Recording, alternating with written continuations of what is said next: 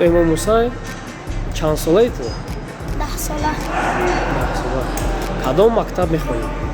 اشرف شستچش. چی مشقاتی در مخونه؟ نه گوشتی با باکس. مکتب با اعلا میخونی یا چی خیلی؟ نرمال. از چند سالگی مشق سر کردی؟ 3 سالگی. 3 سالگی. چی مشق با تو سخت مخفول شده است؟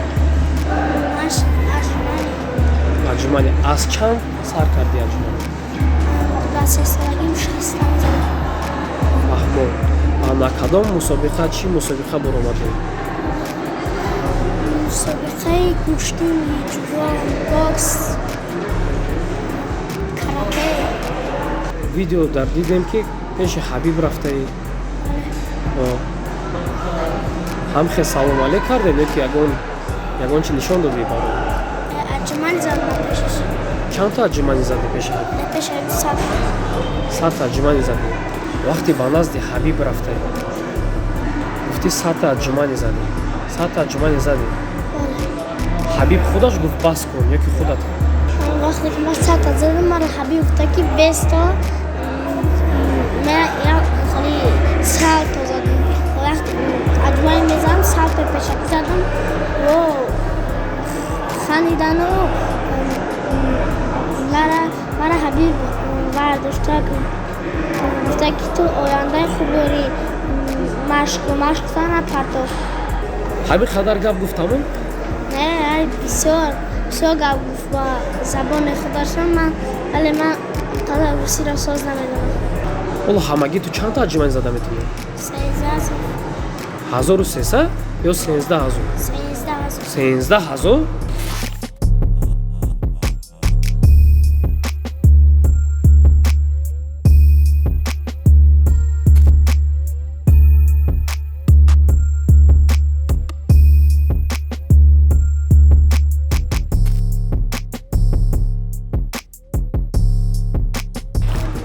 همگی 13000 اجمالی میزنی. چی خیلی این خودش 100 تا مشکل از اجمالی زدن خودم بازور 200 اجمالی مشکل است. چی خیلی 13000 اجمالی میزنی. در چند وقت تو 13000 اجمالی میزنی؟ 7 سال. 7 ساعت. هر یک اجمالی زدن در میگیر یا نه؟ 13000 اجمالی یک وقت زدن میگیریم. بله. با حالا من رکورد دیدم 2000 نه که 13000 باوری نیست که 13000 اجمالی میزند. چی سبب شد که تو در همین مشق دل بستی در اجمالی؟ وقتی که من خورد بودم 3 ساله بودم پدرم با مشغول بود. من رفتم یک چیزی وزبین را برداشتنی شدم که پدرم با من گفت که حالا تو برای این خورد هستی. انا این نمود رو اجمالی میگوید تو بیا تو چند تا میزنی. وقتی که من یکم بار زدم 60 تا زدم. در سن 3 سالگی پیش پدرت 60 اجمالی زدی. حالا پدرت چی گفت با تو؟ آن وقت میگفتم برای اولم نیست. راستی گفت پدرش بار اول که مثلا حسین بود تقریبا 3 ساله بود. وقتی پدرش با ورزش مشغول بود حسین رفته گیر میگوین با توجیهی همون رو 16 کیلو بود. همون رو برداشتنی بود. مثلا این مدار که بود خون بود او رو از زمین برداشتن نکنید. وقتی پدرش دید گفت بسیارم تو خوبتر هستی اونو مثلا این مشق این نمود ورزش با تو خوب نیست معیب میکند یک اونجا تو بعد گفت یک نمودی مشق من با تو میگویم همین رو خوب بکنی مثال تا چی درجه تو میتوانی این رو کرده. بعد گفت همیشه مثال در زمین نشانش داد گفته که همین نمودی مشق رو ارجمانی میگویم خوب بکن چند تو میکنی. ولی حسین ارجمانی زد بار اول 50 قریب 60 سال بازور زد. بعد پدرش در هیجان رفت هیچ خیلی پسری خوب مثال با این سن مثال بکن این قدر اجمالی میکنه. در مدت چند وقت 13000 اجمالی زد؟ бори аввал 60 зада буд, баъд падараш дид ки мисол камтар ба варзишки шавқу завқ дорад меҳусен, боз фарду ту чандта мезани аз ҳамон маш, боз Эмом Ҳусейн зад 66 то, рӯзи дигар 73 то шид, баъд 100 то яса буда. Ҳамин хел мисол ба хомӯшӣ рафтан дидед, мисол то синни 5 солагӣ, то синни 5 солагӣ 6000 та мезад. Вақте 6000 ҳамин рӯз ба рӯз ки рафт, мисол вақте 6000 зад мо дар рӯи варақ мисол ҳисоб карда будем ва ҳамаша чандта ай 3 солагӣ то 5 солагӣ чандта задагиай ҳисоб китоб кардем, доомадем 5 миллион та задагиай дар муддати 2 сол, ҳамаш ай 60 та сар кардагӣ то 6000 сол задагиай 5 миллион та задагиай. баъд оҳиста оҳиста то синни 6 солагӣ 10000 шуд. баъд ба синни мисол ҳамсояҳо падараш ки Эмом Ҳусейн ҳамин қадар арҷуманд мекунад. баъд ҳамсояҳо гуфтанд чӣ хел ин кӯдак дорем, хуб аст, чӣ хел 10000. бихай боз шарҳ кардан, мисол ая телефоношона мондан, аятш Galaxy 7 аята дигаш намедонам Samsung буд мондан. падараш гуфт ман мошинамро мемонам. баъд ин бачаҳо мисол хурсанд шуданд ки хай наметавонад кӯдакай зада наметавонад, мошина мегирем мегардем. баъд хай омадан шитан бегав буд, мисол кардам, мисол зад 9000 зад 10000 зад уже 10000 рафтеста буд. баъд вай бачаҳо гуфтанд басай, хай назан уже бовар карданда дидан. баъд телефонҳоро боз додем. боз баъди ин машғул мисол Эмом Ҳусейн ба задани турни рӯз машғул мешуд, кам-кам мисол барои худаш мисол захм набардорад, ӯро кам-кам мемондем ки бизанад ва боз ба давидан машғул мешуд.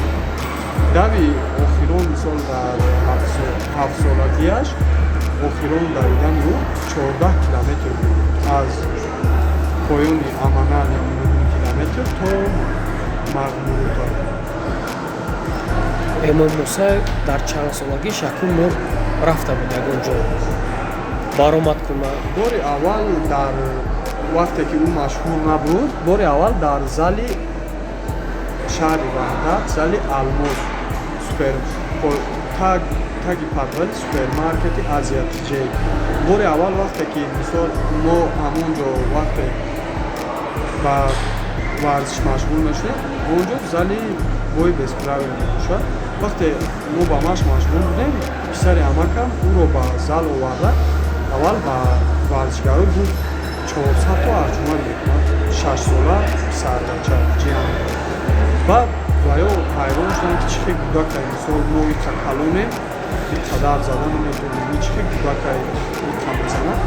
баъд бурдемш гапиш зад 400 зиёд 400 арҷуманд 430 та буд ё 440 та зад. ва ваё гуфтам баса.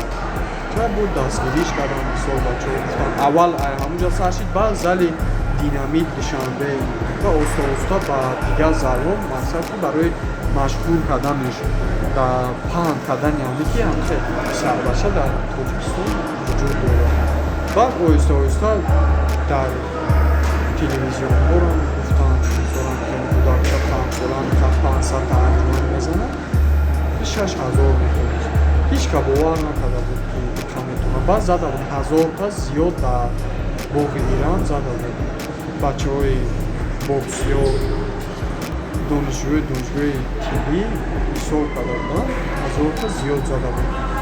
баъд оҳиста оҳиста ба кам-кам ба муштин ба бокс машғул шуд. аз муштин бисёр баромад кард, бокс баромад кард дар мусобиқаҳо, ба ҷои аввал сазовор шуд. лекин ман фаҳмида будам рекорд 2000 5000 не ки 13000 мо нафаҳмида будам ки 13000 ягон кас зада наметавонад, тим боли бачаи 10 сола. ҳоло 13000 ам ин ба ҳисоби миёна не максималӣ бигем кӯтаҳ мешавад.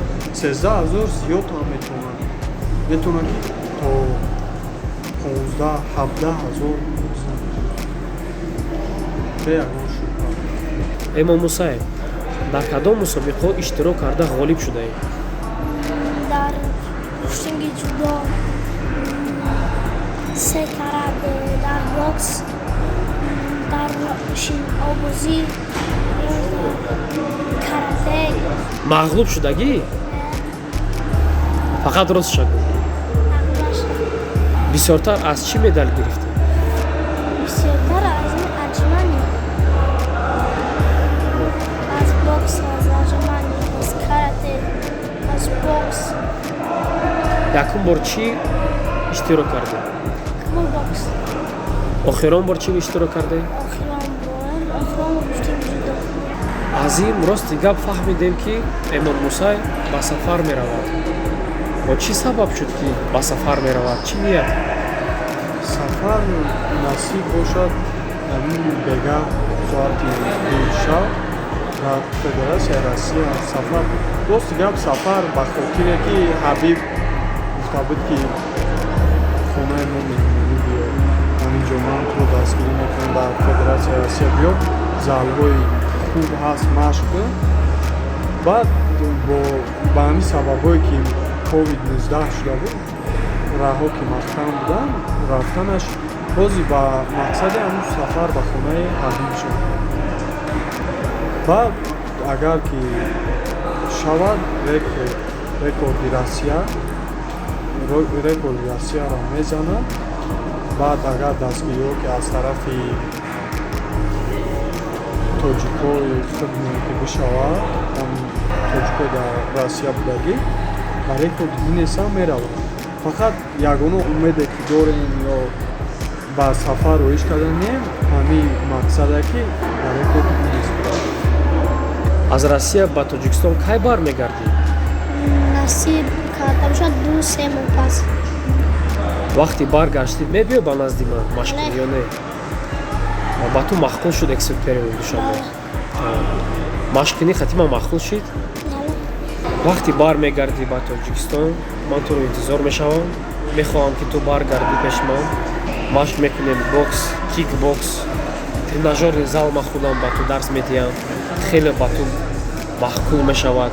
Ман ба худам махкул ҳамче чизо.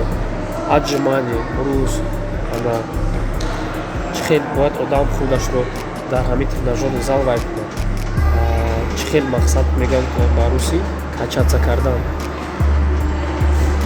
Ман ба ту боварӣ дорам, ки ту варзишгари бақувват бошӣ.